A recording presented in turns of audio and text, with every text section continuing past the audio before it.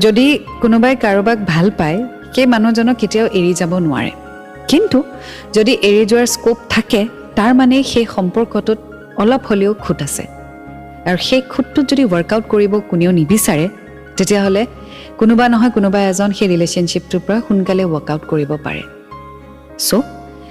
যেতিয়া তেওঁ ডিসাইড কৰিছে যেতিয়া তেওঁ তোমাক যাবলৈ দিছে যেতিয়া তেওঁ তোমাক নিজেই কৈছে তুমি যোৱাগে আৰু মোক ফোন নকৰিবা তাৰ মানে তেওঁৰ লাইফত তোমাৰ ভ্যালু একেবাৰে কম নহলে কেতিয়াও তোমাক যাবলৈ নিদিলে হয় কেতিয়াও এখাৰ কথা নকলে হয় তই যাগে তেওঁৰ লাইফত তুমি নহলেও তেওঁ থাকিব পাৰিব তেওঁৰ লাইফত তোমাৰ বেলেগ সাবস্টিটিউটও আহিব পাৰিব so I hope you have realized that you are not an important part in his life anymore so make yourself so important je kunobai tumak eri thakibo nwara hoi jay and I wish you all the best